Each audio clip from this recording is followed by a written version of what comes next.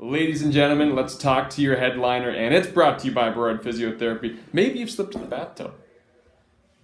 A couple times, probably, yeah. Yeah, it's a little slip. I mean, you catch yourself, but sometimes it gets worse than that. You've been involved in a car accident. You've played some contact sports, like our coming up guest here, Paul Bissonnette. Whatever the case, many of us has had. We've had our bell rung once or twice, some more than others, myself included. You got some head trauma going on. Burrard Physiotherapy wants to remind you that they can help that head, that vertigo, that headache, that muscle stiffness. There's a few common symptoms there associated with concussions, and the caring staff at Burrard Physiotherapy have the knowledge and the tools to help you recover. With 150 years of combined experience, you just know you are in the right hands at the one and only Burrard Physiotherapy. Is it time? Should we make a move? We'll bring him in. Let's go. All right, ladies and gentlemen. Let's go. The one and only. Here we go. All right, we now welcome our special guest, courtesy of Burrard Physiotherapy, the one and only Paul Bissonnette, Biz Nasty 2.0, over 200 games in the show, over 300 PIMs, most of which came from fights. And he's now working with the Arizona Coyotes broadcast crew. Welcome, buddy. Thank you. Actually, over 200 healthy scratches as well. That's pretty good. More games missed than games played, so... You get the silver stick for that still, or? The good news is they still pay you when you're not playing. That's not bad. That's not bad. Not a bad life. That's pretty damn good. So I think first we'll get into like a little bit of hockey stuff, and then we'll just dump in some random and go from there. Okay. So actually, first of all, where did before you get to anything, where did Biz Nasty come from? What is that, and how is it 2.0? What happened to 1.0? Biz Nasty was a nickname given to me by a teammate when I was playing in Wilkes-Barre, Pennsylvania for the Baby Penguins in the AHL. And Stephen Dixon just started calling me it because I started fighting. I had back-to-back years with 30 fights. And he just came up with it, and it kind of caught on, and all the fans started calling me it, and I just ran with it. And the reason why it's 2.0 is because I started a Twitter account that I had to delete my first one that was just Biz Nasty. And I might have said some things that were a little aggressive, and then my agent was like, you need to get off this. No good can come of this social media, because it was brand new at the time. Yeah. No one knew it was a full-on Wild West show back then. Yeah, so I was just being a clown, saying things that, when you play in the NHL, you shouldn't be saying on Twitter. And then so I shut it down, and then fans from the Coyotes started messaging into the team. Everyone assumed that the Coyotes had made me delete it, so they were furious. And they were like, you need to stop censoring this guy, like let him have a personality, and so on and so forth. And then I came back with the 2.0 version. Nicely done. And then, now, sticking with that, I mean, you're a pretty good-looking guy. You played in the show and whatnot. But how the hell did you get over 1 million followers? How does that work? And not knocking you at all. It's fantastic. I'm just curious. I think that once I jumped back on, there was a bit of hype there, just because I've been kicked off for saying things that might have been offside. So anyone gravitates toward the controversy, and people started following, and it caught on. And with that came a lot of opportunities. I did some fun things with social media. I did a little mini part series with the Score at the time. It was called Downtime with Biz or something like that? Nice. Where I would travel around and I would hang out with other NHL guys. And just slowly it grew. And I think that hockey starves for personality, just because a lot of guys are afraid to come outside the box, which I see both sides. I've seen guys put themselves out there, and then fans jump on them if they're not having a good year. So it was just one of those situations where I wasn't playing a ton. I had a lot of downtime, and I was able to utilize that and get a social media following, which has led to a lot of open doors. Nice. We were tuning into your latest episode of What Goes On in The Bachelor with the Yotes boys. Fantastic watch. Is that it? And now moving into your Arizona, you're doing some broadcasting. You're doing kind of on the road with the guys kind of things. And do you see yourself kind of moving in to that kind of role, media personality, using again this amazing following you have, a cult following, as we all know. Everybody loves the Biz. Is that kind of where you see your future, or do you want to do continue to mix what you're doing there, or what do we see you doing over the next year or two? So ideally, I'd like to balance it. I work with the Coyotes, and I hope to work with them in the future. I like the structure and being involved with an NHL team, but when anytime you're involved with a major corporation or major business, you're filtered a little bit. You can only have so much creativity. Whereas they've allowed me to express that and do projects in the summer, and I'd like to continue doing other things like that. So it's a good balance. And of course, we have like a school teacher schedule where we have our summers off. And what better time to get good content with other hockey guys and bring out other hockey players' personalities than when they're away from the rink, they're away from the pressure. I find that it's like a sonar.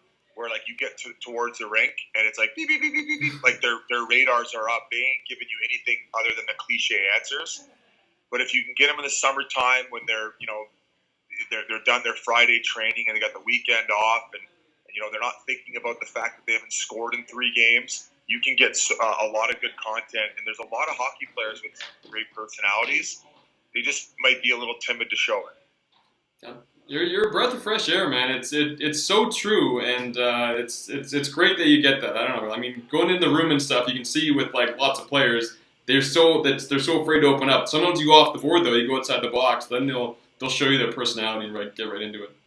Well, and there's 2 reasons why I like doing it. 1, I like having a good time, and 2, I feel like hockey fans deserve to see these guys' personality because they've been. These guys have been held back for so long, and you guys as hockey fans, it's probably nice to see some of these guys you never thought had personality or never thought were funny, and all of a sudden you see them in a project like I did this summer where you're like, oh, wow, like Shea Weber's a pretty good actor, and oh, man, Seth Jones is a funny guy. So I hope, we'll probably get to it, but I hope people get to see that, and we can do more and more projects like it. Definitely, man. No, that's a great call. Okay, so I'm just gonna throw one question at you that's an actual relevant question that has to do with hockey. We had stuff about like a Scottsdale Stadium possibility, stuff like that, but Duclair gets bounced out of Arizona. I think initially this guy must have been thought as captain material when he was drafted and stuff, and it just didn't go quite the way he wanted it to out there. But are there more moves to come? And can we just talk about the state of the Coyotes, because it's a rebuild, but it's taking a little longer than hoped, I think. Yeah, I think what they're saying is this is the 3rd year of a 5-year rebuild.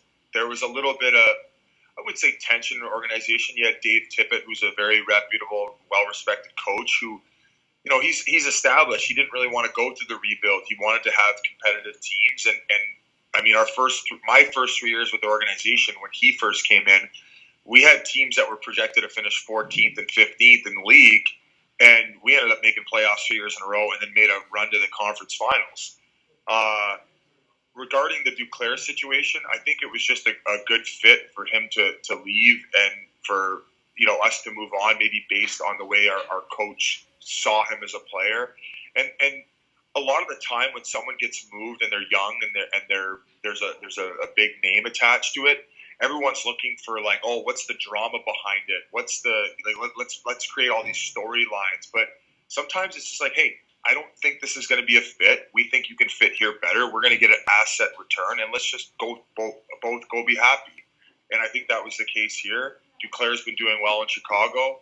I like Panic's game, and hopefully they can move on. Absolutely, fantastic. Well, now let's talk about your time in the NHL and kind of where you're at now, like in an organization moving forward. And, there is a lot of talk about the enforcer position and where that's going. And where do you see that? Where do you see the Biz Nasties of the future fitting into the game? Okay, so I blacked out a little bit when you asked that question because I forgot to answer the arena question. I have no idea what's going on with the arena. And I hope that we get into arena and end up having a home in Arizona where more fans can come. Now, Jay, can you re-ask that question? Gotcha. Sorry, I just blacked out for a second. Just let me ask that again. CTE works.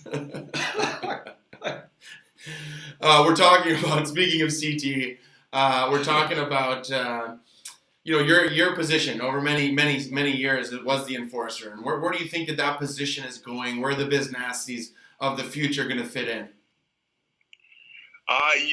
We're dinosaurs. I think that it's definitely gone. I like the organic fighting, and some people want it completely removed. I see no reason to do that. I think where it is now, where it's almost like a treat. Most games you're not going to see a fight, but when you do, it's like a lunar eclipse.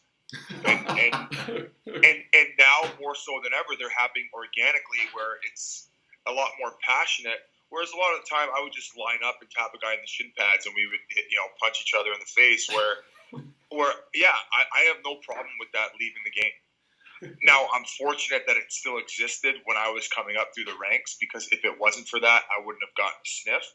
So I don't want to be a hypocrite, but it will be nice to see less players maybe suffering from issues down the road based on research that has come out now. And that's just the evolution of man, right? We didn't know, when I was playing in the AHL fighting 30 times a year, I would get blacked out, or if I got punched and I'd go dark. I was just like, oh, my head hurts, whatever. Suck it up and play the next game. And that's just the way it was. And I'm happy that maybe some people won't have to deal with things that I had to go through in the future, but I don't regret it. I'm very grateful for it. Absolutely, man. Let's hit a little rapid fire here. We only got a few minutes left, so let's pound through here. What toughest guy you ever fought? I had a few bouts with George Peros. I had a good one with Jay Rosehill that you can watch online when he was with Philadelphia. Underrated. I would say the most heated rivalry I had was with Chris Barch, who was in Dallas. I think I ended up fighting him 4, maybe 5 times, but he was a guy who was maybe a little bit more undersized than I was, so he was like a light heavyweight. And we had some good goes, and he was a tough customer. Where are the Wheeling Nailers from? Wheeling, West Virginia. I played my first 2 years pro there. It is a special place. You'll see a lot of things there that you would not normally see anywhere. God, how do I phrase this without offending anyone? It's like taking a time machine and going back 20 years, but I loved my time in Wheeling. The people there were awesome. The hockey was fun. We had good teams. It's just a different place. Nice. All right, extremely random. What is your favorite Hall & Oates song? Oh, God, you guys might not like me after this one. So I went and saw Hall & Oates last year. Yes, of course you did. I was extremely disappointed. No good? I saw them live, and I left a little early. I felt like they were just there to collect the paycheck. There was no emotion. They just basically sat there, and it was was not impressed. I mean, they have a ton of good tunes that you can listen to on the radio, but when I see someone live and they don't elevate their game, I don't know, it kills it for me. So, are you not willing to give a song? Oh, I couldn't even name one of their songs off the top of my head, but I know there's 10 songs. When I went there, I knew 10 of the songs. Yeah, they were a little out of touch. Wait. What's the? Give me one. Name one. Out of touch? Nothing. Yeah, I don't. I couldn't put a face to a name on that one. I'm gonna stop making up questions for future interviews. I'm gonna let Jay take care of the questions from now on. Next question. It's good to know about Hall & Oates, though. I might get killed for that, though. People love Hall & Oates. They've got a pretty good following, a little cult following there. But I hear you. I think you're right. I think you're right. You're valued at your own opinion. So I've gone to see some '80s bands before, and I've been pretty disappointed. So I know what you mean. That's the thing. Maybe the energy's not there. Maybe they went out and had a bender the night before. But to go off of that response, there was one band who I wasn't crazy about, Vampire Weekend, and I went and saw them live with Scotty Upshaw. Jay, you know Scotty. Oh, yeah. And he's a big band guy. I went and saw them, and I fell in love with them. They killed it.